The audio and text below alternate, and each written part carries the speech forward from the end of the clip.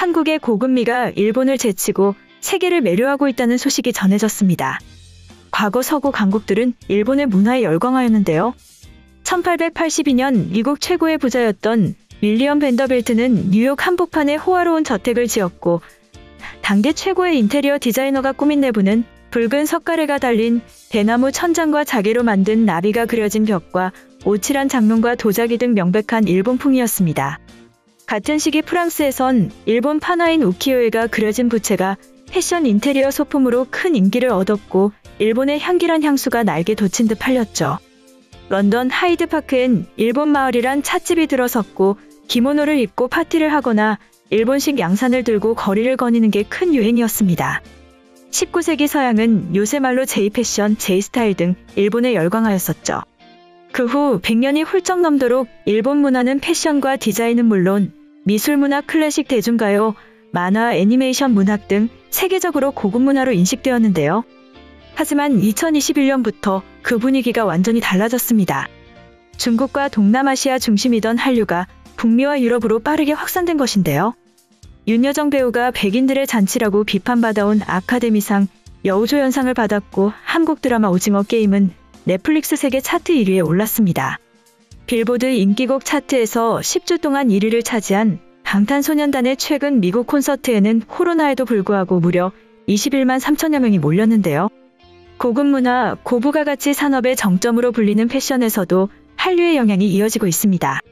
프랑스, 이탈리아 등 콧대 높은 명품 브랜드들이 국내나 아시아가 아닌 브랜드 전체를 대표하는 글로벌 홍보대사로 한국 스타를 내세우고 있죠. 올해 들어서만 디올과 티파니앤코가 각각 블랙핑크의 지수와 로제를, 루이비통이 BTS를, 살바토레 페라가모가 레드벨벳 슬기를, 로에베는 현아를 글로벌 홍보대사로 선정하였습니다. 세계적인 패션 저널리스트이자 보그 인터내셔널 에디터인 수지 맨키스는 2015년 서울은 아시아 리딩 도시가 아니라 글로벌 브랜드의 원천이 될 때가 됐다고 말하였는데, 그 말이 현실이 되고 있는 것입니다. 실제 아시아 하면 늘 도쿄가 최우선이었던 명품들이 이제는 서울을 먼저 찾고 있는 것으로 알려졌는데요. 한 패션업계 관계자는 글로벌 패션 시계를 태양으로 표현하면 상하이가 아침 10시, 서울이 정오, 도쿄가 저녁 3시라고 밝혔습니다. 세계 어느 나라의 문화가 세계적으로 고급스럽다 멋지다는 이미지로 자리 잡으려면 콘텐츠 자체의 우수성만으론 한계가 있는데요. 한국은 꾸준히 내공을 쌓았고 그 결과가 지금 나타나고 있습니다. 불굴의 제조 기업들이 우수한 품질로 메이드 인 코리아를 알렸고, 아시안게임, 올림픽, 월드컵 등 세계인의 축제를 성공적으로 치러냈죠. 경제적으로도 아시아 맹주였던 일본과의 차이를 좁히거나 앞서기 시작했는데요. 일본의 경제석학 노구치 유키오 교수가 지난 12일 기고문을 통해 G7에서 일본을 빼고 한국을 넣자고 해도 할 말이 없다고 지적하기도 하였습니다. 한편 한국이 가까운 미래에 전기차 배터리 시장을 주도할 것이라는 전망도 발표되었는데요. 글로벌 에너지 정보 분석 기업 S&P 글로벌 플래츠는 최근 보고서에서 한국이 선진적인 기술력과 지속적인 투자에 힘입어 향후 4년간 세계 전기차 배터리 시장을 선점할 것이라고 전망하였습니다. 지난달 개최된 제26차 유엔 기후변화 협약 당사국 총회에서 국제사회가 2040년까지 모든 신차의 무공해차 전환을 선언함에 따라 전기차 수요가 급증할 것으로 예상되는 가운데, 전기차 수요가 전 세계적으로 늘면서 미국과 유럽 업체들이 배터리 경쟁에 뛰어들고 있지만 궤도에 오르기까지 그 수혜를 현재 주도권을 쥐고 있는 한국이 받을 것이라고 설명하였죠. 이 같은 전망은 수치로 어느 정도 뒷받침되고 있는데요. 업계에 따르면 지난해 한국의 세계 배터리 시장 점유율은 44.1%로 1위를 차지했으며, 배터리 수출 규모도 5년간 꾸준히 상승해 지난해 역대 최고 수출 실적인 약 75억 달러를 기록하였습니다. 다만 한국 전기차 배터리의 소재가 대부분 수입에 의존한다는 점은 위기 요인으로 꼽히고 있는데요.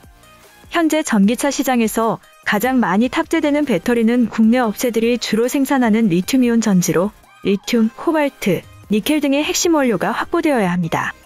하지만 한국은 이들 원료 수급에 있어 중국에 대한 의존도가 매우 높은 수준으로 원료 가격 변동에 취약한 상황이죠.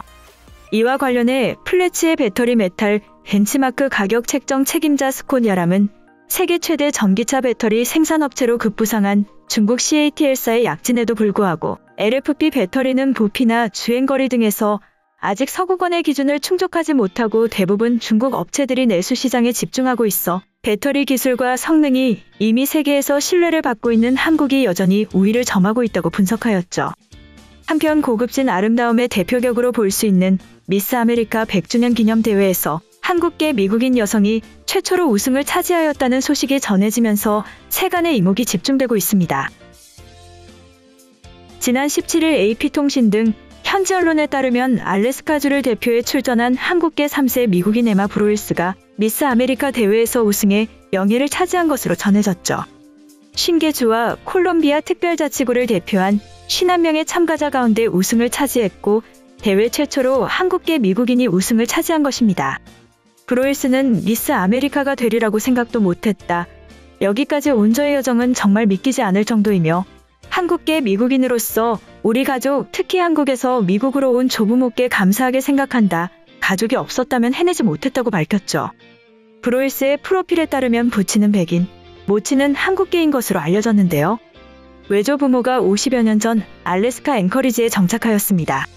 그는 특별히 한국계 미국인으로서 우승한 것이 자랑스럽다고도 했는데요.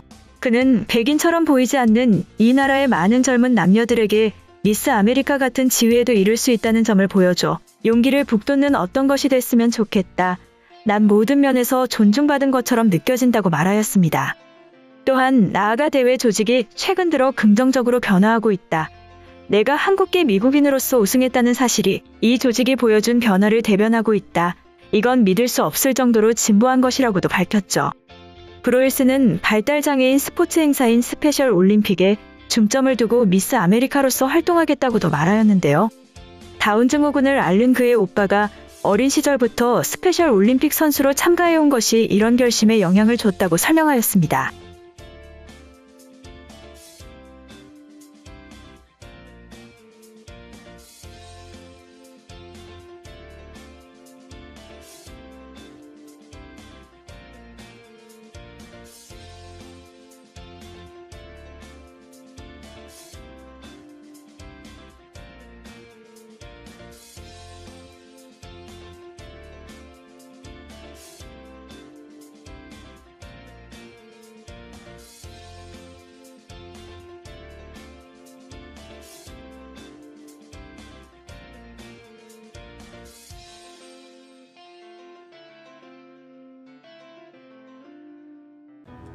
이번 영상은 여기까지고요. 제 영상이 도움이 되셨거나 세계 속 반응 더 보고 싶다 하시는 분들은 구독과 좋아요, 알람 설정까지 부탁드립니다. 다음에 또 봐요.